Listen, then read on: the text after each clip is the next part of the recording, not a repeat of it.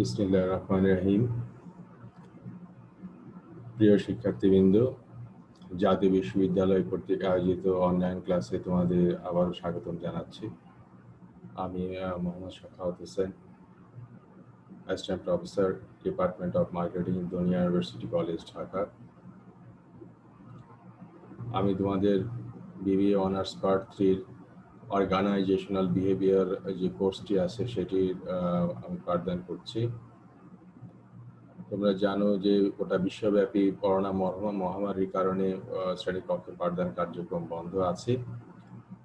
এই অবস্থায় যাতে শিক্ষার্থীরা ক্ষতিগ্রস্ত না হয় তার জন্য জাতীয় বিশ্ববিদ্যালয় কর্তৃপক্ষ অনলাইনের মাধ্যমে ক্লাস পরিচালনা করার একটি মহতী উদ্যোগ গ্রহণ করেছেন।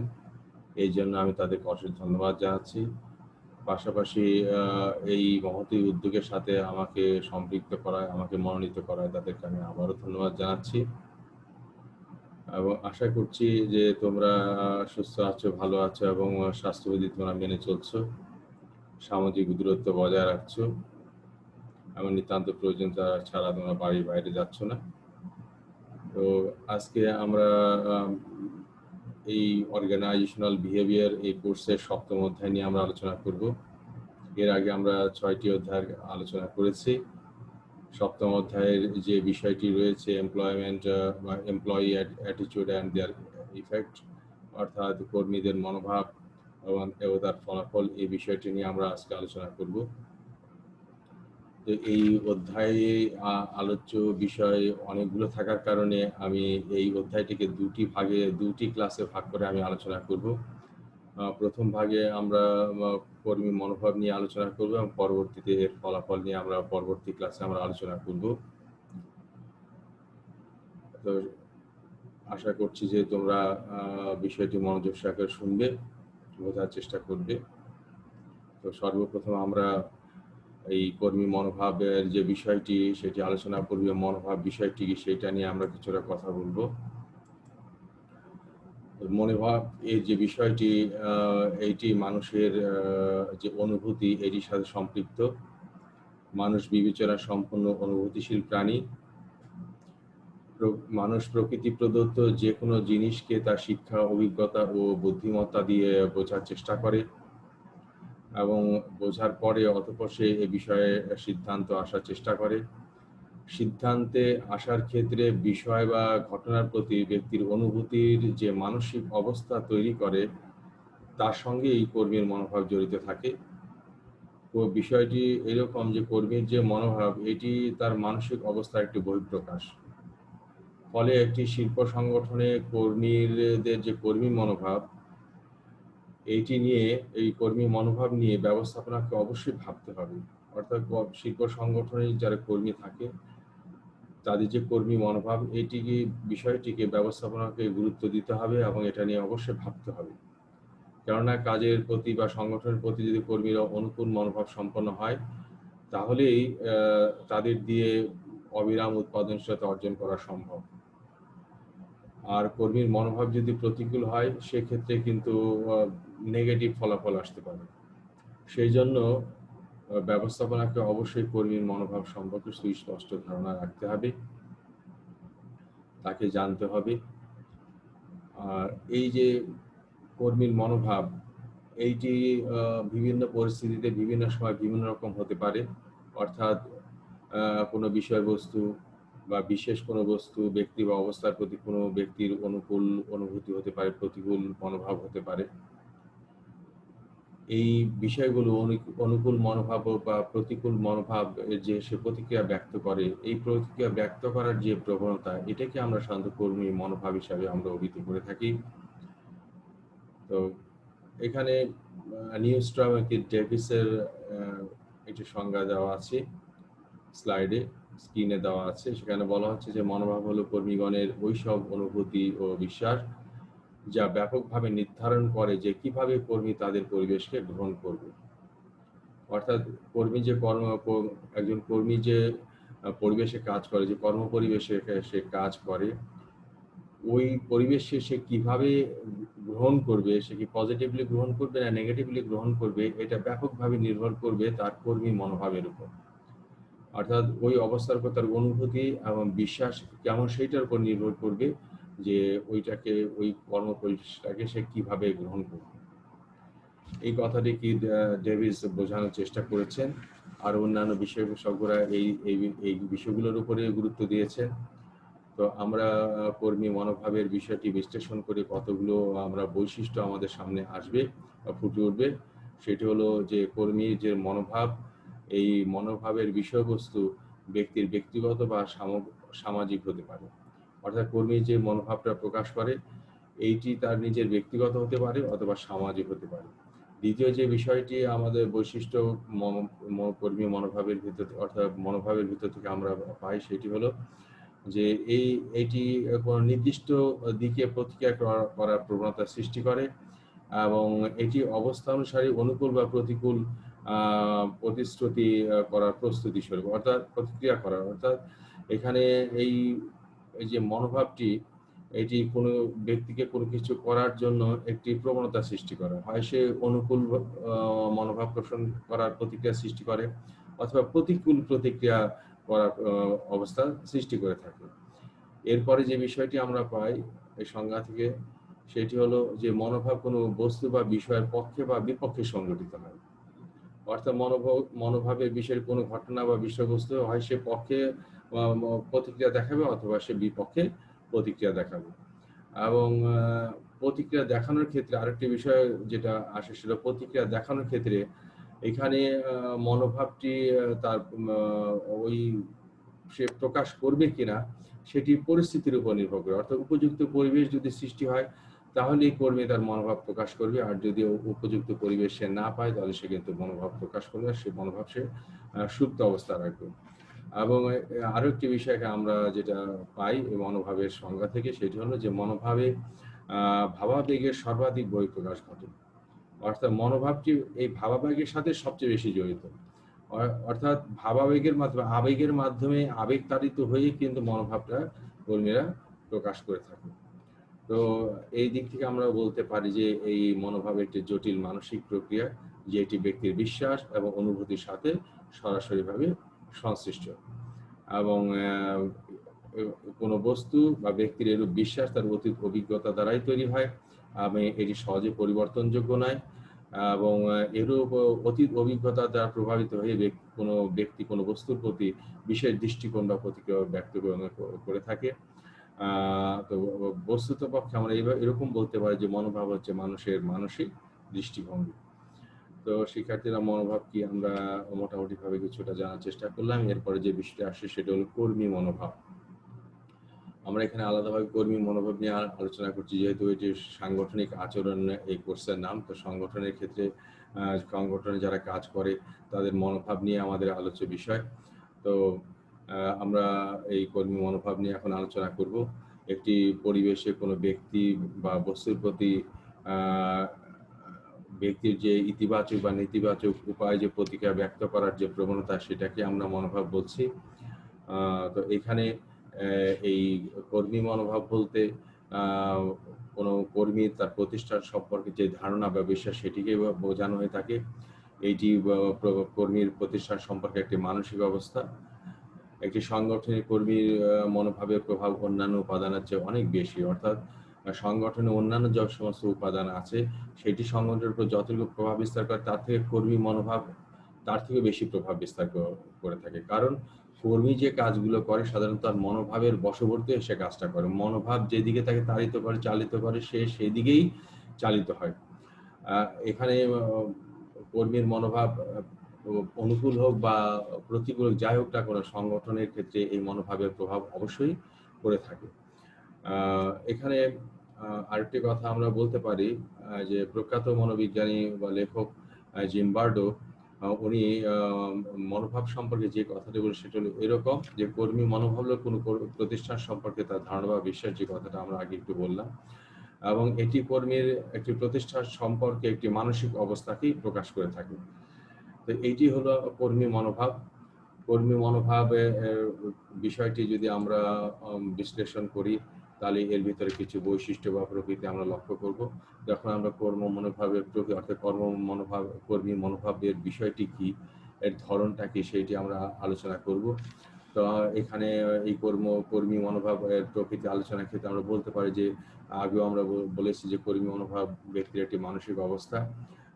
ব্যক্তির একটি মানসিক অবস্থা সৃষ্টির পেছনে কিছু ঘটনা, বিশ্বাস অথবা কার্য আচরণ তাদের প্রভাব বিস্তার করে থাকে। অর্থাৎ বিভিন্ন ধরনের ঘটনা, কার্যক্রম বা বিশ্বাস দ্বারাই কিন্তু তার মানসিক অবস্থাটা তৈরি হয় এবং সেটা দিয়ে তার মনোভাবটা সে বহিঃপ্রকাশ ঘটে। ব্যক্তি যে বিশ্বাসে অনুসারী হয়, কর্মীর মনোভাবও তেমনটি হয়ে থাকে। তো এখানে আমরা এই যে কর্মীর যে বিশ্বাস বা মনোভাব, এটি হঠাৎ করে সৃষ্টি হয় কম, বরং পূর্ব থেকেই ব্যক্তির মধ্যে বিশ্বাস বদ্ধমূল থাকে। আবার কোনো কারণে তার মধ্যে বিশেষ বিশ্বাসও জন্ম নিতে পারে। যেমন মনে করো যে একজন ব্যক্তি সে কোনো প্রতিষ্ঠানে যোগদান করলো, কাজে যোগদান, চাকরি পেল। সে ১ম এ মনে করতে পারে যে প্রাথমিক পর্যায়ে ওই প্রতিষ্ঠান বা প্রতিষ্ঠানের মালিক তাকে করুণা করেছে।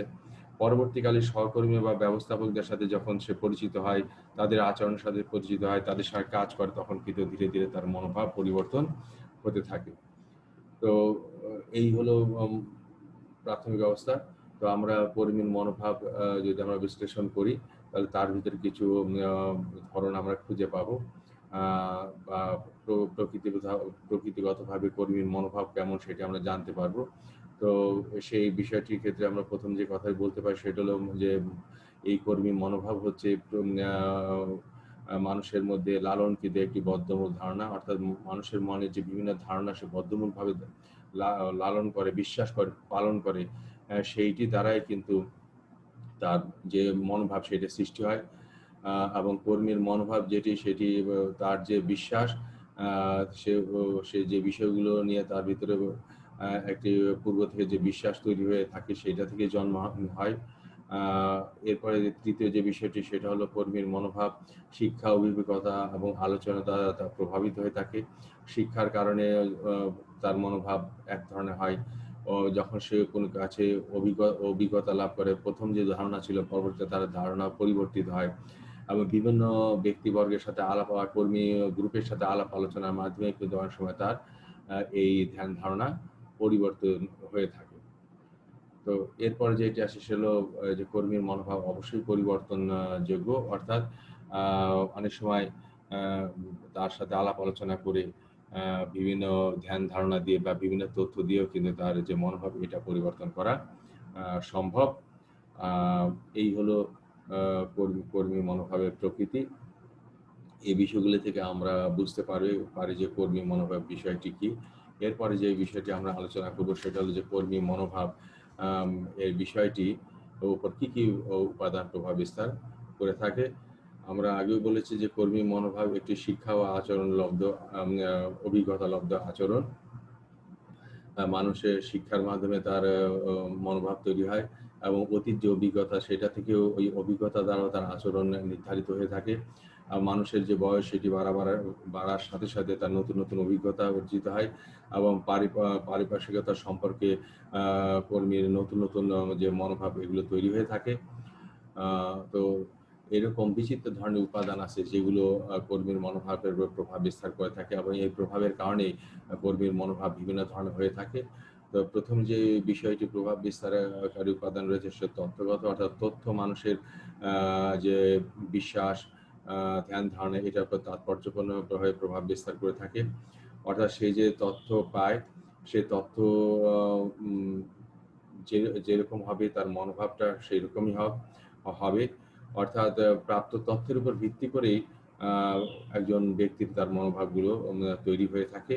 সে যেরকম তথ্য পাবে তার কিন্তু কর্মী মনোভাব সেরকম। প্রতিষ্ঠান সম্পর্কে যদি সে পজিটিভ ধ্যান ধারণা পায়, তথ্য পায়, তাহলে তার প্রতিষ্ঠান সম্পর্কে ভালো ধ্যান ধারণা হবে। আর যদি নেগেটিভ ধ্যান ধারণা পায় তাহলে কিন্তু তার নেগেটিভ মনোভাব তৈরি হবে। এরপরে ২য় যে বিষয়টি আসে সেটা হলো যে পরিবার। আ পরিবার দ্বারাও কিন্তু তার এই মনোভাব তৈরি হয়ে থাকে। অর্থাৎ ব্যক্তির যে কর্মী মনোভাব এটি গঠনে পরিবারও গুরুত্বপূর্ণ ভূমিকা পালন করে।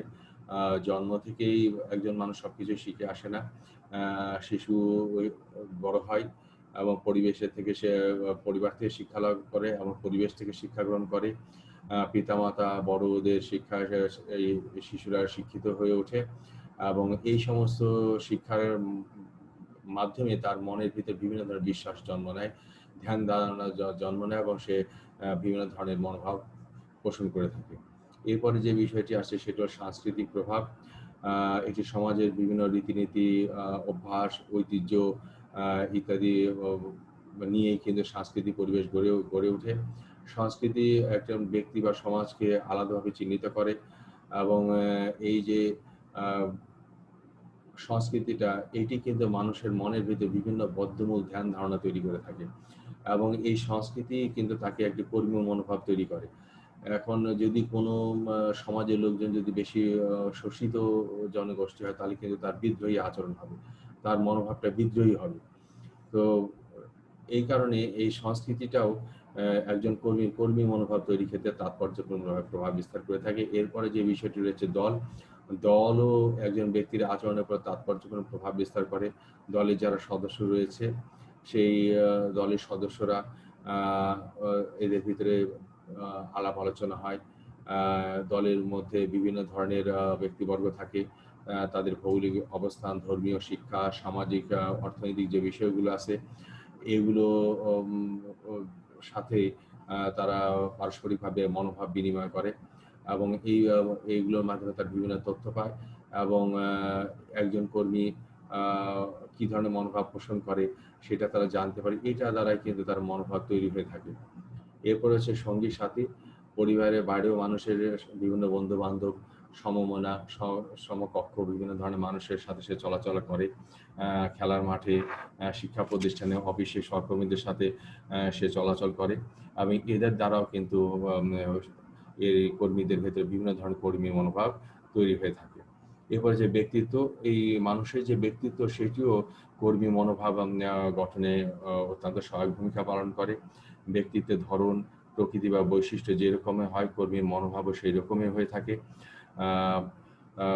এরপরে যে বিষয়টি রয়েছে আরেকটি কথা বলতে পারি যে ব্যক্তিত্বের ক্ষেত্রে কেউ যদি প্রভুত্বমূলক ব্যক্তিত্বের অধিকারী হয়, অর্থাৎ সবসময় অন্যের উপরে সে প্রভুত্বগিরি দেখাতে চায় বা সে যে বড় এটাকে প্রকাশ করতে চায়, তাহলে তার ভিতরে গোলামী এবং স্বৈরাচারী কর্মী মনোভাব সম্পন্ন হয়ে থাকে। এরপর যে বিষয়টা হচ্ছে শিক্ষা। শিক্ষার মাধ্যমে মানুষ নিত্য নতুন দর্শন বা অভিজ্ঞতা অর্জন করে থাকে। শিক্ষা মানুষকে চালিত করে। শিক্ষায় মানুষের স্থায়ী কর্মী গঠনে অত্যন্ত গুরুত্বপূর্ণ ভূমিকা পালন করে থাকে। শিক্ষা মানুষকে উদার এবং নমনীয় করে এবং শিক্ষার কারণেই একজন মানুষ ভদ্র, উদার এবং বিজ্ঞান মনস্ক হয়ে থাকে এবং এগুলো তাদের কর্মী মনোভাবের উপর তাৎপর্যপূর্ণ প্রভাব বিস্তার করে থাকে। এরপরে যে বিষয়টি আসছে সেটা হলো যে তথ্য বা সংবাদ। বর্তমান সময়ে বিভিন্ন মিডিয়া বা মাধ্যমে ব্যক্তিরা বিভিন্ন ধরনের তথ্য প্রতিনিয়ত পাচ্ছে এবং প্রতিনিয়ত সে বিভিন্ন সংবাদ মাধ্যমে তথ্য পেয়ে বিভিন্ন বিষয়ে জানছে বা শিখছে এবং এর মাধ্যমে কিন্তু কর্মীর মনোভাব গঠন হচ্ছে এবং পরিবর্তন হচ্ছে। যার ফলে দেখা যাচ্ছে যে প্রতিনিয়ত মানুষ বিভিন্ন তথ্য পাওয়ার কারণে নতুন নতুন অভিজ্ঞতা তৈরি হয়, ধ্যান ধারণা সৃষ্টি হয়, তার মনোভাব পরিবর্তন হয়ে যেতে পারে। তো এই তথ্য বা সংবাদও এই মনোভাব তৈরির উপরে বা গঠনের উপর প্রভাব বিস্তার করে থাকে। এরপর হচ্ছে পূর্ব অভিজ্ঞতা। একজন ব্যক্তি কাজে যোগদানের পূর্বে সে তার ব্যক্তি বা সমাজ থেকে যে যা কিছু সে অভিজ্ঞতা অর্জন করে সেই অভিজ্ঞতাটিও কিন্তু যখন সে বাস্তবে কোনো সংগঠনে কাজ করতে যায় তখন সেই অভিজ্ঞতার একটি প্রভাব সেখানে পড়ে থাকে। যেমন কোনো ব্যক্তি যদি তার সমাজ থেকে বা পরিবার থেকে ধর্মীয় বিষয় খুব কোনো বদ্ধমূল ধারণা নিয়ে আসে, তাহলে সেক্ষেত্রে কার্যক্ষেত্রে গিয়ে যদি সে ধর্মীয় বিষয়ের কোনো ব্যত্যয় লক্ষ্য করে তাহলে কিন্তু সে সেখানে কাজ করতে চায় না, সে সেখানে কাজ করতে অনীহা প্রকাশ করে। এরপরে রয়েছে আর্থসামাজিক ব্যবস্থা। আমরা জানি যে গোটা বিশ্ব আর্থসামাজিক কাঠামোতে ৩ শ্রেণীর মানুষরা আমরা লক্ষ্য করে থাকি। একটি হলো ধনী, মধ্যবিত্ত এবং নিম্নবিত্ত এবং এই একেক শ্রেণীর মানুষের ভিতরে কিন্তু একেক ধরনের মন মানসিকতা আমরা লক্ষ্য করে থাকি। ধনীদের মন মানসিকতা একরকম, মধ্যবিত্তদের মন মানসিকতা একরকম এবং নিম্ন আয়ের লোকদের মন মানসিকতা ভিন্ন রকম। তো এই অর্থনৈতিক বিষয়টিও কিন্তু আর্থসামাজিক বিষয়টিও ব্যক্তিদের যে আচরণ, কর্মী মনোভাবের উপরে তাৎপর্যপূর্ণ প্রভাব বিস্তার করে থাকে। এরপরে যে বিষয়টি আমরা দেখছি সেটা হল পেশাগত অবস্থান। আ মানুষ যে পেশায় কাজ করে সেখানে তার অবস্থানের উপরেও কিন্তু তার মনোভাবের বিষয়টি নির্ভর করে। অর্থাৎ আ যেমন সে যদি কোনো সংগঠনে যদি কাজ করে সেখানকার অর্থনৈতিক এবং পেশাগত অবস্থান এবং সেখানে তার আশা-আকাঙ্ক্ষা ইত্যাদি কতটুকু বাস্তবায়িত হবে সেটার উপর নির্ভর করবে যে সেখানে সে তার মনোভাবটা কতটুকু বা কি ধরনের হবে। এবং সেখানে শ্রমিক সংঘ ব্যবস্থাপনা বা প্রতিষ্ঠান পরিচালনার ক্ষেত্রে যে বিভিন্ন ধরনের আইন কানুন আছে এগুলোর দ্বারা সে প্রভাবিত হবে এবং সেটা দ্বারা নির্ভর করবে যে তার মনোভাবটা কিরকম হবে। এবার হচ্ছে মতামত। আ মতামতও তত্ত্বগতভাবে মতামত কর্মীর মনোভাবের উপর প্রভাব বিস্তার করে না। আ আ কিন্তু এই মতামতটি কোনো বিষয়ের উপরে কিছু মতামত এটিও কিন্তু আ অর্থাৎ একজন কর্মীর বিভিন্ন বিষয় সম্পর্কে তার নিজস্ব একটা মতামত থাকে। এই মতামতের উপর ভিত্তি করে অনেক সময় আ কোনো বিষয়ের প্রতি কর্মীর এক ধরনের ধ্যান ধারণা তৈরি হইতে পারে। অর্থাৎ একটা বিষয় আছে এটা সম্পর্কে তার পূর্বে একটা মতামত আছে। তো সেই মতামতটি কিন্তু পরবর্তী পর্যায়ে কিন্তু সেইটা তার সিদ্ধান্তের উপরে বা তার আচরণের উপর প্রভাব বিস্তার করে থাকে। এছাড়া গণযোগাযোগ মাধ্যম আমরা আগেই বলেছি যে মানুষ বিভিন্ন মাধ্যমে বিভিন্ন ধরনের তথ্য পেয়ে থাকে যেমন রেডিও, টেলিভিশন, সংবাদপত্র, ম্যাগাজিন ইত্যাদির মাধ্যমে বিভিন্ন তথ্য আ এ ব্যক্তির কাছে আসছে। এইগুলো শুনে এগুলো দ্বারা কিন্তু কর্মীর বিভিন্ন ধরনের মনোভাব সৃষ্টি হয়। এরপরে রয়েছে আ কর্মী মনোভাব ও আবেগের সম্পর্ক।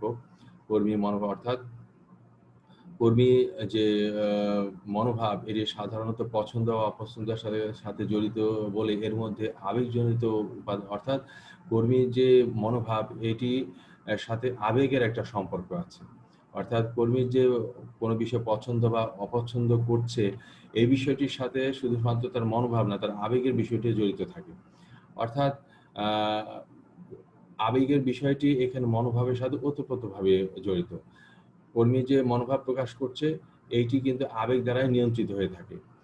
এরপর রয়েছে যৌক্তিক উপাদান। আম মনোভাব আবেগ দ্বারা নিয়ন্ত্রিত হলেও আ অনেক সময় যুক্তির কাছে সেটি টিকে না। যতক্ষণ যুক্তি তার কাছে আকর্ষণীয় বা বাস্তব বা অকাট্য মনে হয় ততক্ষণ সে নিজের বিশ্বাসের উপর নির্ভর করে। কেবলমাত্র এই যুক্তি দিয়ে তাকে তার অবস্থান থেকে সরানো যেতে পারে। এরকম যৌক্তিক উপাদানও তার এই কর্মী মনোভাবের উপর প্রভাব বিস্তার করে থাকে। সর্বশেষে যে বিষয়টি আসছে মেজাজ, অর্থাৎ মানুষের মেজাজ অর্থাৎ যে কর্মী আছে তার মেজাজও তার কর্মী মনোভাবের প্রভাব বিস্তার করে থাকে। তার মেজাজ যদি ভালো থাকে, তার যদি স্বাস্থ্য ভালো থাকে, আ তার যদি ভালো ঘুম হয়, তাহলে সেক্ষেত্রে তার মন ভালো থাকবে, তার আচরণটা ভালো থাকবে।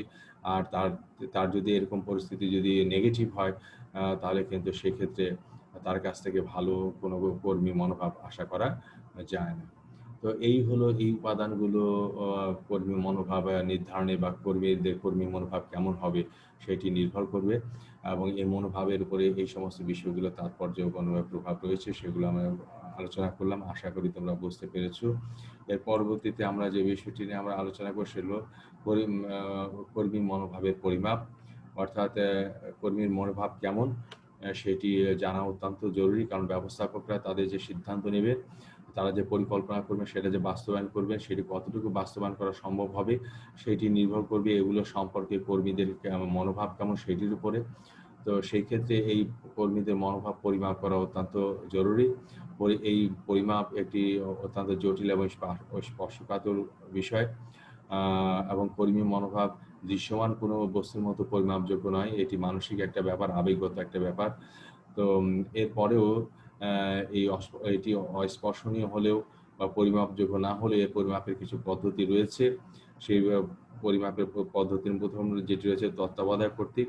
অর্থাৎ যেই তত্ত্বাবধায়ক অর্থাৎ ব্যবস্থাপকরা কর্মীদের পরিচালনা করেন, তারা পরিচালনা করতে গিয়ে কর্মীদের মনোভাব সম্পর্কে একটা ভালো ধারণা লাভ করে থাকেন।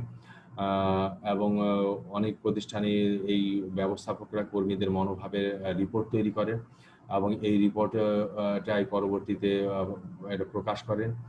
সেইজন্য অ্যা ব্যবস্থাপকদের এই প্রতিবেদন তৈরি করার জন্য সম্মত এবং গ্রহণযোগ্য পদ্ধতি তাদেরকে সন্ধান করতে হয়, এবং তাদেরকে বের করতে হয় যে কর্মীদের মনোভাব কেমন।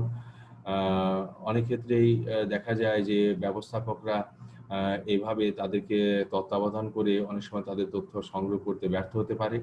সেই ক্ষেত্রে কর্মীরা কি ধরনের তাদের কাজের ক্ষেত্রে কি ধরনের অভিযোগ পেশ তাদের কাছে করছে, ব্যবস্থাপকদের কাছে করছে, এবং পাশাপাশি শ্রমের ঘূর্ণায়মানও তাকে প্রবণতা কেমন, এগুলো বিশ্লেষণ করে কিন্তু একজন তত্ত্বাবধায়ক এই কর্মীর মনোভাব সম্পর্কে ধারণা লাভ করতে পারেন এইটি, এবং ধারণা লাভ করে তিনি প্রতিবেদন তৈরি করতে পারেন।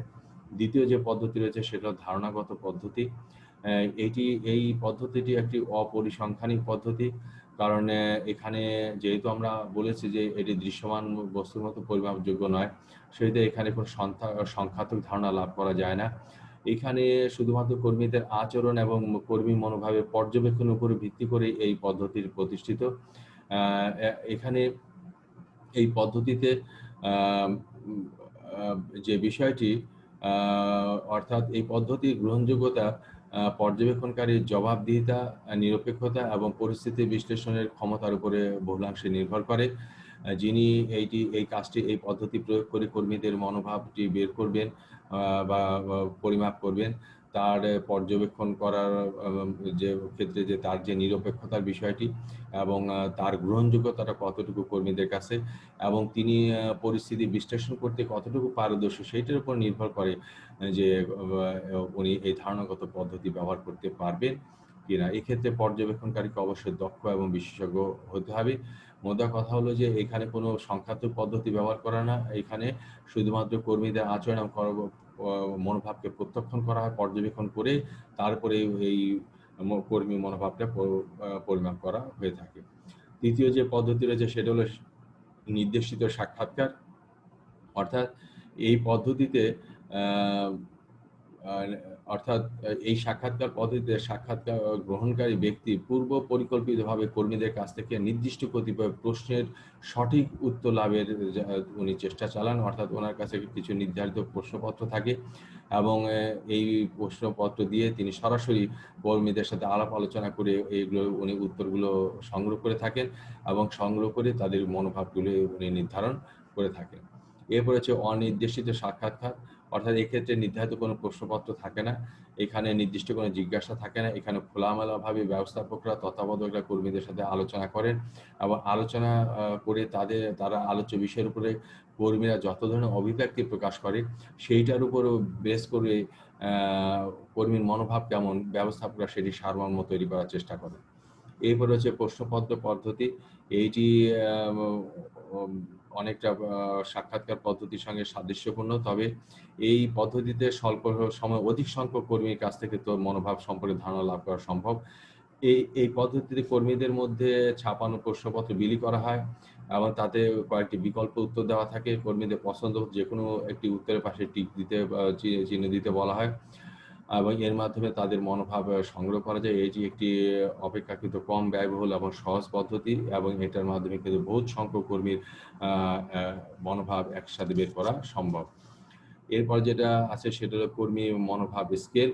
অর্থাৎ এখানে কর্মী মনোভাব সঠিকভাবে বের করার জন্য কতগুলো মানদণ্ড বা স্কেল ব্যবহার করা হয়ে থাকে এবং এই স্কেলগুলো এক ধরনের মনস্তাত্ত্বিক মানদণ্ড এবং এখানে সংখ্যাত্মক উপায়ে কর্মী মনোভাব সম্পর্কে তথ্য বের করার চেষ্টা করা হয়ে থাকে এবং এখানে কতগুলো স্কেল ব্যবহার করা হয়, যেমন হার নির্ধারণ কৌশল, নির্বাচিত উপাদান কৌশল স্কেল, পদ নিয়ে নির্দেশিত পরিমাপক স্কেল, তারপরে লাইকার্ট পরিমাপক স্কেল, এরকম কিছু স্কেল থাকে বা মানদণ্ড থাকে, সেগুলোর মাধ্যমে এখানে কর্মীদের মনোভাব পরিমাপ করার চেষ্টা করা হয়। এরপরে সর্বশেষ যে পদ্ধতির কথা বলা হচ্ছে সেটা হলো পরোক্ষ পদ্ধতি। এটি ওয়েস্টার এবং ব্রেনবার্গ লেখকরা 1950 সালে ওনারা এই পদ্ধতি আবিষ্কার করেন। এখানে এই পদ্ধতিতে ইচ্ছাকৃতভাবেই কেন এই কর্মী মনোভাব পরিমাপ করা হচ্ছে এটা উদ্দেশ্য গোপন রাখার চেষ্টা করা হয় এবং পর্যবেক্ষককে কর্মীর মনোভাবের উপর কোনো প্রতিক্রিয়া ব্যক্ত না করে শুধুমাত্র পর্যবেক্ষণ করতে বলা হয়।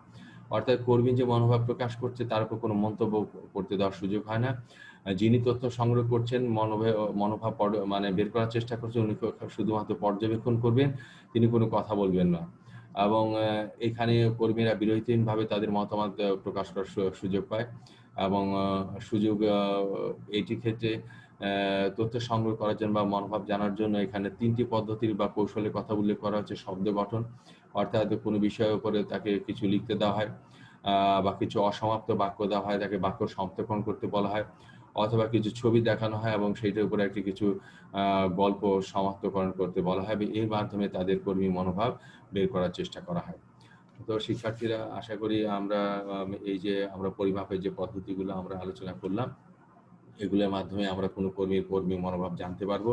কোনো সংগঠনে যারা ব্যবস্থাপক রয়েছেন, যারা পরিকল্পনা প্রণয়ন এবং বাস্তবায়ন করবে, তাদের ক্ষেত্রে কর্মী অত্যন্ত গুরুত্বপূর্ণ বিষয়। তারা এইগুলো বাস্তবায়ন করতে পারবেন কিনা সেটি সম্পর্কে কর্মীদের মনোভাব তিনি খুব সহজে জানতে পারবেন। তো এরপরে আমরা যে বিষয়টি আমরা জানার চেষ্টা করব সেটা হলো কর্মী মনোভাব উন্নয়নের উপায়। আমরা আগে আলোচনা করেছি যে কর্মীদের বিভিন্ন শিক্ষা, অভিজ্ঞতা, সংস্কৃতি, পরিবেশ পরিস্থিতির কারণে তাদের কিন্তু মনোভাব বিভিন্ন রকম হতে পারে। তো সেটা তার পজিটিভ হতে পারে, নেগেটিভ হতে পারে। সাধারণত অনুকূল মনোভাবই ব্যবস্থাপকরা প্রত্যাশা করেন প্রতিষ্ঠানের খাতে, সেটাই প্রত্যাশিত। কারণ মনোভাব অনুকূল হলেই ভালো কিছু করা সম্ভব, প্রতিকূল হলে সমস্যার সৃষ্টি হতে পারে। তো এক্ষেত্রে কিছু কর্মী মনোভাব উন্নয়নের কিছু উপায় বা পন্থার কথা এখানে বলা আছে। তো অনেক সময় দেখা যায় যে পরিবেশ পরিবর্তনের সঙ্গে সঙ্গে কর্মীর মনোভাবও পরিবর্তন হয়। সমাজ, পরিবেশ, পারিপার্শ্বিক অবস্থা বা সময় যেমন পরিবর্তনশীল, কর্মীর মনোভাবও তেমন পরিবর্তনশীল। সময়ের পরিস্থিতি, পরিবেশ মানে পরিস্থিতির পরিবর্তনের সঙ্গে সঙ্গে কর্মীর মনোভাবও কম বেশি পরিবর্তন হয় এবং ব্যক্তি তার নিজস্ব জীবনের সাথে এই পরিস্থিতিগুলো সামঞ্জস্য ঘটানোর চেষ্টা করে এবং সেই ক্ষেত্রে কর্মীর মনোভাবে পরিবর্তন আনে। তো এইখানে কতগুলো পন্থা স্লাইডে বা স্ক্রিনে দেওয়া আছে। যেমন প্রথমে বলা হচ্ছে যে অবস্থার পরিবর্তন।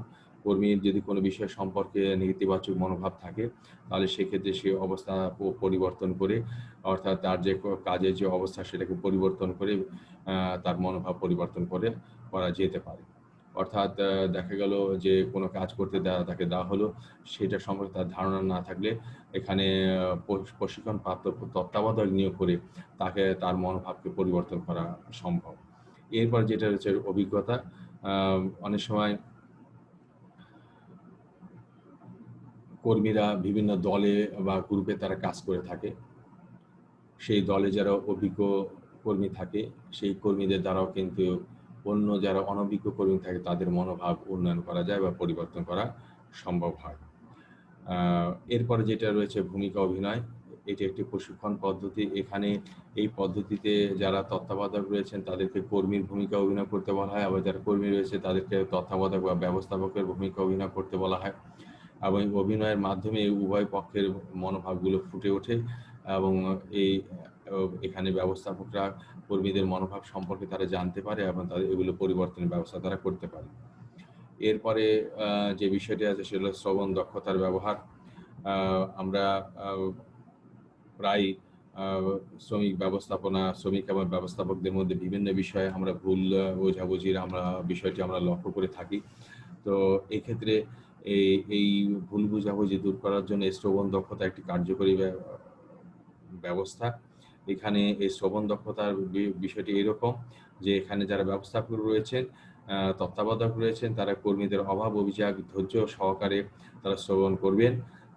কর্মীদের কি অভাব রয়েছে, তাদের কি অভিযোগ রয়েছে, তাদের কাজ সম্পর্কে তাদের ধ্যান ধারণা কি ইত্যাদি সম্পর্কে ধৈর্য সহকারে তারা শুনবেন। তারা কোনো বিরক্তি প্রকাশ করবেন না এবং তাদের উপর কোনো শত্রু মনোভাব তারা পোষণ করবেন না। এতে কি হবে, শ্রমিকরা বা কর্মীরা তাদের মনোভাব সম্পর্কে তুলে ধরতে পারবে এবং পরবর্তীতে ব্যবস্থাপকরা এগুলো পরিবর্তনের চেষ্টা করতে পারবে।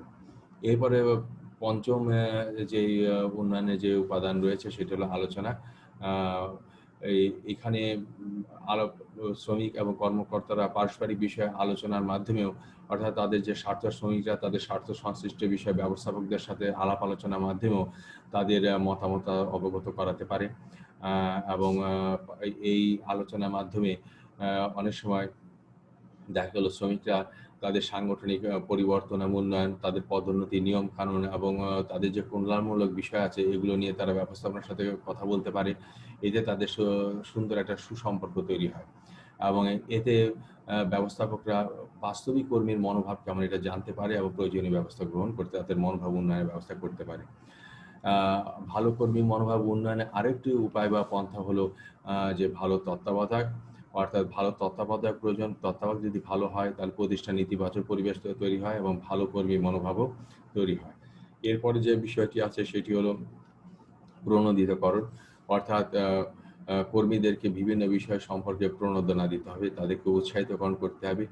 উৎসাহিতকরণের মাধ্যমে কিন্তু কর্মীদের মনোভাব অনুকূলে আসবে। কোনো বিষয় যদি তাদের নেগেটিভ ধারণা থাকে তাহলে সেক্ষেত্রে তাকে বিভিন্নভাবে বুঝিয়ে প্রেরণা দিয়েও কিন্তু তার মনোভাবকে পরিবর্তন করা সম্ভব।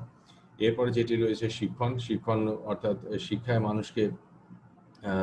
মানুষের ভিতরে বিভিন্ন অভ্যাস বা মূল্যবোধের জন্ম দেয় এবং এগুলো পরিবর্তন ঘটায়। তো এই শিক্ষা কার্যক্রমের মাধ্যমে কিন্তু কর্মীদের মনোযোগ বা মনোভাব পরিবর্তন করা সম্ভব। অর্থাৎ কর্মীদেরকে ভালো শিক্ষা দেওয়া, উন্নত প্রশিক্ষণের ব্যবস্থা ইত্যাদির মাধ্যমে কিন্তু তাদের মনোভাব পরিবর্তন করা যেতে পারে। এরপরে মনোভাব পরিবর্তন বা উন্নয়নের আরেকটি উপায় হলো, সেটি হলো তথ্য বা সংবাদ। বিভিন্ন বিষয়ে তথ্য তাদেরকে দিয়ে তাদের সামনে পরিবেশন করেও কিন্তু তাদের মনোভাব পরিবর্তন করা সম্ভব। এরপরে যেটি রয়েছে সেটি হলো যে কাজের পরিবর্তন। কোনো কাজের সম্পর্কে যদি তার বিরূপ মনোভাব থাকে তাহলে সেটি পরিবর্তন করে, এই কাজ পরিবর্তন করে কিন্তু মনোভাব পরিবর্তন করা যেতে পারে। এরপরে যেটি রয়েছে সেটি হলো দলীয় আনুগত্য, অর্থাৎ যারা প্রতিষ্ঠানে কাজ করে সেই ব্যক্তিবর্গ তার মনোভাব গঠনের ক্ষেত্রে দলও একটা গুরুত্বপূর্ণ ভূমিকা পালন করে। সে দলে, অর্থাৎ কর্মী যে দলের অন্তর্ভুক্ত ওই দলের আদর্শ, নীতি, বিশ্বাস ইত্যাদি দ্বারাও কিন্তু তার মনোভাব পরিবর্তন হয়ে থাকে। এছাড়াও একটি প্রতিষ্ঠান বিভিন্ন ধরনের আইন কানুন এগুলো প্রচলিত আছে, আইন কানুন দ্বারা প্রতিষ্ঠানগুলো পরিচালিত হয়। এই আইন কানুনগুলোও কিন্তু অনেক সময় কর্মীরা মেনে চলে এবং এর কারণে তাদের কর্মীর মনোভাব পরিবর্তন হয়ে থাকে। এছাড়া ব্যক্তিগত যোগাযোগের মাধ্যমে ব্যবস্থাপক এবং কর্মীদের মধ্যে ব্যক্তিগত যোগাযোগের মাধ্যমে আলাপ আলোচনার মাধ্যমে কিন্তু কর্মী মনোভাব পরিবর্তন করা সম্ভব। এছাড়াও ব্যক্তিত্বের উন্নয়নের মাধ্যমে কিন্তু কর্মী মনোভাব পরিবর্তন করা সম্ভব হয়। এবং সর্বশেষে আরেকটি বিষয় আছে, সেটা হলো যে অনেক সময় প্রতিষ্ঠানের নীতি নির্ধারণ, সিদ্ধান্ত গ্রহণ ইত্যাদির মধ্যে কর্মীদের অংশগ্রহণের মাধ্যমে কিন্তু তারা যে প্রতিষ্ঠানের একটি অংশ এটি বুঝেও কিন্তু তাদের মনোভাব পরিবর্তন করা যেতে পারে।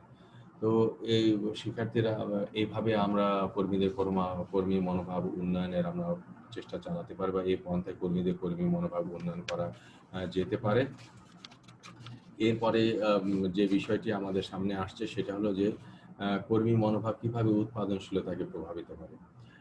এটি আলোচনা পূর্বে আমরা উৎপাদনশীলতা কি সেটা নিয়ে আমরা একটু আলোচনা করব। উৎপাদনশীলতা হলো কোনো প্রতিষ্ঠানে যে উৎপাদনের জন্য যে উৎপাদনী উপকরণ ব্যবহার করা হয়েছে এবং এটি ব্যবহার করে যে পরিমাণ উৎপাদন হয়েছে, এই উপকরণ এবং উৎপাদনের পরিমাণের যে অনুপাত, এইটি হলো উৎপাদনশীলতা।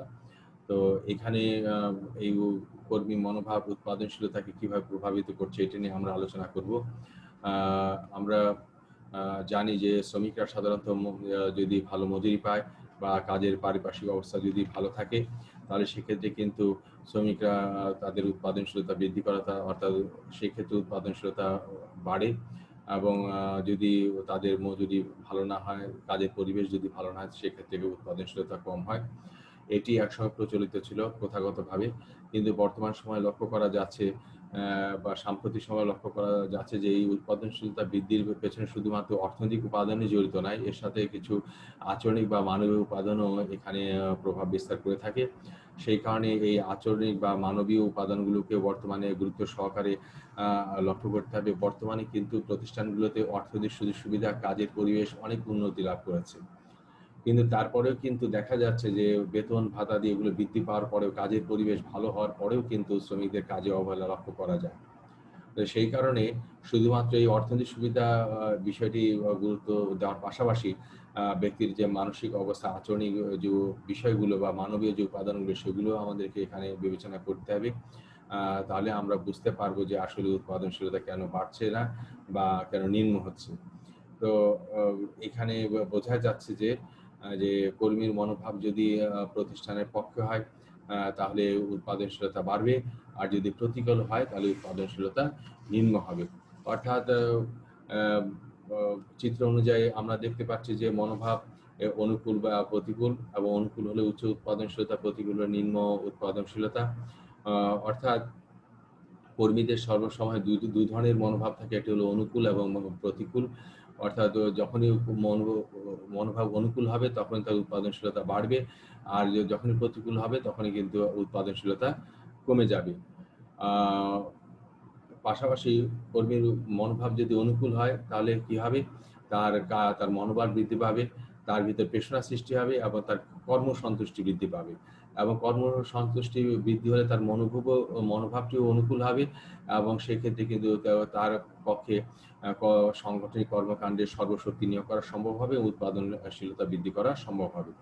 আর যদি প্রতিকূল হয় তাহলে সে হতাশাগ্রস্ত হবে, এবং হতাশা যদি হয় তাহলে তার প্রেরণা একেবারে কমে যাবে, এবং প্রেরণা কমে গেলে সে ঠিকমতো কাজ করতে চাইবে না, সে কাঁচামালের অপচয় করবে, কাজে ফাঁকি দিবে, যন্ত্রপাতি কাম্য ব্যবহার নিষিদ্ধ করবে না, ফলে সম্পদের ক্ষতিসাধিত হবে, পণ্যের মান নিম্ন হবে, এবং প্রতিষ্ঠানের উপর একটা নেতিবাচক প্রভাব পড়বে, এবং এই সমস্ত ফলাফলটা কি হবে, নিম্ন উৎপাদনশীলতা হবে।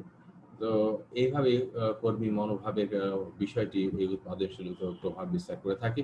মোদ্দা কথা হলো, যদি কর্মী মনোভাব অনুকূল হয় তাহলে অপচয় হ্রাস পাবে, সম্পদের সঠিক ব্যবহার হবে এবং উৎপাদনের মাত্রা বাড়বে। আর যদি মনোভাব প্রতিকূল হয় তাহলে অপচয় বাড়বে, কাজে অনুপস্থিতির হার বাড়বে, সম্পদের অপচয় হবে, প্রতিষ্ঠানের দুর্নাম হবে এবং উৎপাদনশীলতা ধীরে ধীরে কমে যাবে। এই হলো আমাদের এই বিষয়টি, কর্মী মনোভাব কিভাবে উৎপাদনশীলতাকে প্রভাবিত করে। এরপরে যে বিষয়টি আমাদের আসছে সেটি হলো যে সংগঠনে কর্মী মনোভাবের প্রভাব বা ফলাফল। অর্থাৎ একজন কর্মী যে সংগঠনে কাজ করে তার যে কর্মী মনোভাব, এইটি কি ধরনের সংগঠনের কাজে কি ধরনের প্রভাব ফেলে বা এর ফলাফলটা কি, সেটা নিয়ে আমরা এখন আলোচনা করব। আমরা আগেই বলেছি যে অর্থনৈতিক উপাদানের চেয়ে কর্মীর যে কর্মী মনোভাব, এই উপাদানের প্রভাব সবচেয়ে বেশি, এবং মূলত এইটির দ্বারাই এইটার বশবর্তী হয়ে কর্মীরা কাজ করে থাকে। তো সেই কারণে কর্মী মনোভাব অত্যন্ত গুরুত্বপূর্ণ বিষয়, এবং এটি অত্যন্ত তাৎপর্যপূর্ণ প্রভাব বিস্তার করে সংগঠনের কর্মকাণ্ডের উপরে। তো সেই প্রভাব সমূহের মধ্যে প্রথম যেটা রয়েছে সেটা হলো কর্মীর কাজের মান। কর্মীর কাজের মান ভালো বা খারাপ কিরকম হবে সেটি নির্ভর করে সম্পূর্ণভাবে তাদের মনোভাবের উপর। যদি তাদের মনোভাব অনুকূল হয় তাহলে সেক্ষেত্রে এখানে ফলটা ভালো হবে। অর্থাৎ কর্মীর মনোভাবও উন্নত হবে এবং কাজের মানও ভালো হবে। পক্ষান্তরে যদি তার মনোভাব ভালো না হয়, উন্নত না হয়, তাহলে তার মানও কিন্তু খারাপ হবে। এরপরে যেটি আছে সেটা হলো শ্রম ঘূর্ণায়মানতার হার। অর্থাৎ কর্মীর মনোভাব যদি প্রতিকূল হয় তাহলে সেক্ষেত্রে সে কাজ ছেড়ে চলে যাবে, সে অনুপস্থিত থাকবে, বারে বারে সে বিভিন্ন ধরনের জায়গায় সে কাজ খোঁজার চেষ্টা করবে। আর যদি তার মনোভাব অনুকূল হয় তাহলে সে ওই কাজের মনোনিবেশ করবে, ওই কাজ করে সে আনন্দ পাবে এবং সে কর্মস্থল পরিবর্তন করতে চাইবে। এরপরে যে প্রভাব আসছে সেটা হলো কর্মী মনোভাব, সেটা হলো অনুপস্থিতি। কর্মী মনোভাব যদি ভালো হয় তাহলে সেক্ষেত্রে অনুপস্থিতি কমে যাবে, সে কাজে মনোযোগ দিবে, সে আগ্রহী হবে এবং সে কাজ থেকে পালিয়ে বেড়াবে না। আর যদি প্রতিকূল হয় তার অনুপস্থিতির পরিমাণ বেড়ে যাবে, সে কাজকে এড়িয়ে চলবে, কাজে আসতে চাইবে না। এরপর যে বিষয়টি আছে সেটি হলো চুরি। এটি একটি নেতিবাচক আচরণ। ব্যক্তি যখন নিজেকে অসন্তুষ্ট মনে করে বা ব্যক্তি যখন মনে করে যে এই প্রতিষ্ঠানটি তার নিজের নয়, নিজের মনে করে না, তখন সে অনেক সময় এখান থেকে চুরি করতে পারে, বিভিন্ন সম্পদ আদি চুরি করতে পারে। তো এই চুরিটা দুটি কারণে হতে পারে, একটি হলো তার নিজস্ব স্বভাবের কারণে হতে পারে, আরেকটি হলো অভাবের কারণে হতে পারে। তো তো যদি অভাবের কারণে হয় তাহলে এইটি তাকে বুঝিয়ে তার অবস্থার পরিবর্তন ঘটিয়ে অর্থনৈতিক সহযোগিতা দিয়ে তার মনোভাব পরিবর্তন করা সম্ভব, এখান থেকে তাকে সরিয়ে আনা সম্ভব। আর যদি অভ্যাসবশত হয়, তার যদি নেতিবাচক মনোভাব হয়, তাহলে কিন্তু তাকে সেখান থেকে সরিয়ে আনা যাবে না, সে সম্পদ নষ্ট করবে, চুরি করবে, ইত্যাদি কাজ করবে। এরপরে যে ফলাফল আসলে হিংস্রতা, যদি কর্মীর মনোভাব যদি নেতিবাচক হয়, তাহলে সে হিংসাত্মক আচরণ করবে, অন্যদের সাথে সে ভালো আচরণ করবে না, ধ্বংসাত্মক কথাবার্তা বলবে, অপ্রীতিকর অবস্থার সৃষ্টি করবে। এই হলো সংগঠনের কর্মী মনোভাবের প্রভাব বা ফলাফল। তো শিক্ষার্থীরা আশা করি বুঝতে পেরেছো যে কর্মী মনোভাব আছে, এটা দ্বারা প্রতিষ্ঠানে কি ধরনের ফলাফল তৈরি হতে পারে। তো শিক্ষার্থীদের এরপরে আমরা যে বিষয়টি আমরা জানবো সেটা কর্মী মনোভাব শেখানো যায় না, বরং গড়ে ওঠে। আমরা আগেই বলেছি যে কর্মী যখন একটা প্রতিষ্ঠানে কাজ করতে আসে, তার আগে সে একটা পরিবারে জন্মগ্রহণ করে, পরিবারে বড়দের এবং বাবা মার দ্বারা সে শিক্ষিত হয়, প্রাতিষ্ঠানিক শিক্ষিত হয়, সমাজে সে বসবাস করে, সমাজের ধর্মীয় বিশ্বাস, রীতিনীতি ইত্যাদি দ্বারা, সাংস্কৃতিক পরিবেশের দ্বারা সে বিভিন্ন ধরনের তার জ্ঞান, তার অভিজ্ঞতা, তার বিশ্বাস, মূল্যবোধ তৈরি হয়। এবং এই সমস্ত কারণে কিন্তু তার এক ধরনের ধ্যান ধারণা সৃষ্টি হয়। যেমন একটি শিশু যদি সে ভালো পরিবেশে জন্মলাভ করে, তাহলে তার ধ্যান ধারণা ইতিবাচক হবে। আর পাশাপাশি যদি একটি শিশু রেল স্টেশনে বা ফুটপাতে তার জীবন শুরু করে এবং প্রতিটি মুহূর্তে যদি তার জীবনটি সংগ্রাম্য হয়, তাহলে কিন্তু তার চারিপাশে মানুষ ও পরিবেশ সম্পর্কে তার নেতিবাচক মনোভাব গড়ে ওঠাটাই স্বাভাবিক। তো এই যে বিষয়গুলো কিন্তু এই যে মনোভাবগুলো, এটি তার পূর্ব থেকেই গড়ে ওঠে। এটি যখন সে কোনো সংগঠনে যোগদান করে, তাকে কিন্তু এই মনোভাব শেখানো যায় না, এটা তার পূর্ব থেকে সৃষ্টি হয়। এবং মানুষ যখন সংগঠনে কাজ করতে আসে, তার ভিতরে কিন্তু এই ভূমিকাগুলো কিন্তু সক্রিয় থাকে। অর্থাৎ কর্মী মনোভাব এগুলো গঠনের ক্ষেত্রে কিন্তু পরিবার বা সমাজ বা অন্যান্য বিষয় এগুলো কিন্তু সবচেয়ে সক্রিয় থাকে এবং এইগুলো কিন্তু তার ভিতরে একটা সক্রিয় ধ্যান ধারণা তৈরি করে। এবং এই ধ্যান ধারণা থেকে কিন্তু কর্মীর একটি বদ্ধমূল চিন্তাধারা সৃষ্টি হয় এবং সেই চিন্তাধারা নিয়ে সে চলে এবং পরবর্তীতে সে যখন কোনো জায়গায় কাজ করতে যায়, সেই ধ্যান ধারণাটি সে এখানে মেলানোর চেষ্টা করে এবং মিলিয়ে সেভাবে আচরণ করার চেষ্টা করে। তো এতে আমরা বুঝতে পারলাম যে আসলে মনোভাব এটা শেখানোর কোনো বিষয় না। এটি পূর্ব থেকে পরিবার বা সমাজে বা সংস্কৃতি থেকে এটা তৈরি হয়। যেমন পরিবার তার উপর প্রভাব বিস্তার করে, সমাজ তার উপর প্রভাব বিস্তার করে, সংস্কৃতি তার উপর প্রভাব বিস্তার করে, কাজের পরিবেশ বা যে পরিবেশে থাকে সেটি অতীত অভিজ্ঞতা, পাশাপাশি যেমন ধর্মীয় বিশ্বাসের কথাটি বলা হয়। কোনো ব্যক্তি ধর্মের প্রতি যদি অত্যন্ত বিশ্বাসী হয় এবং ধর্মপ্রবণ হয়, তাহলে এরকম হতে পারে সে যদি কোনো ব্যাংকে কাজ করতে যায়, সেখানে যদি দেখে যে সুদের কারবার হচ্ছে, তাহলে কিন্তু সে সেখানে কাজ করতে চাইবে না। পাশাপাশি সঙ্গী দল, সে যাদের সাথে ঘোরাফেরা করে, যাদের সাথে সে উঠা বসা করে, সেই সঙ্গী দল যারা রয়েছে, অনেক সময় তাদের চিন্তাধারাও কিন্তু মনোভাব প্রভাবিত হয় এবং গড়ে ওঠে। এবং এইভাবে এই উপাদানগুলো দ্বারা মনোভাব ধীরে ধীরে তৈরি হয় এবং সেগুলো পরে একজন কর্মী যখন বাস্তবে কাজ করতে যায়, সেখানে এই মনোভাবই কিন্তু সে প্রতিফলন ঘটায়। তো এ থেকে আমরা বলতে পারি যে কর্মী মনোভাব এটাকে শেখানো যায় না, বরঞ্চ এটা পূর্বেই গড়ে ওঠে। তো প্রিয় শিক্ষার্থীরা, আমাদের আজকের আলোচনা এই পর্যন্ত। আমি পূর্বেই বলেছি, আলোচনা প্রথমে বলেছি যে এই সপ্তম অধ্যায়ের আলোচ্য বিষয়গুলো অনেক বেশি হওয়ার কারণে আমি এইটি দুটি ভাগে ভাগ করে দুইটি ক্লাসের মাধ্যমে আমি এই চ্যাপ্টারটি শেষ করব। তো আশা করি আজকে আলোচনা এই পর্যন্ত তোমরা বুঝতে পেরেছো এবং সবিশেষে তোমাদের মঙ্গল এবং সুস্থতা কামনা করে আজকের ক্লাস এখানে শেষ করছি। আল্লাহ হাফেজ। এবং এখানে আরেকটি কথা, সেটা আজকে যে বিষয়গুলো আলোচনা হলো, এগুলো ন্যাশনাল ইউনিভার্সিটি যে বুক রেকমেন্ডেশন আছে সেগুলো দেখে তোমরা পড়াশোনা করার চেষ্টা করবে এবং আশা করি তোমরা সেগুলো বুঝতে পারবে। তো আজকে আলোচনা এখানে শেষ। তো সুপ্রিয় শিক্ষার্থীরা, তোমরা আজকের এই বিষয়টি তোমরা আশা করি বুঝতে পেরেছো। আগামী ক্লাসে আমরা এই যে বিষয়গুলো আছে, অর্থাৎ এই চ্যাপ্টার যে বাদবাকি যে বিষয়গুলো আছে, অর্থাৎ কর্মী মনোভাব এবং তার যে ফলাফল অর্থাৎ কার্য সন্তুষ্টির যে বিষয়টি আছে, সেটি নিয়ে আমরা আলোচনা করব। আজকের ক্লাসে এখানে পরিসমাপ্ত করছি। তোমরা সুস্থ থাকবে এবং যে স্বাস্থ্যবিধি আছে সেটি তোমরা মেনে চলার চেষ্টা করবে। পরিশেষে তোমাদের ধন্যবাদ জানিয়ে শেষ করছি। আল্লাহ হাফেজ।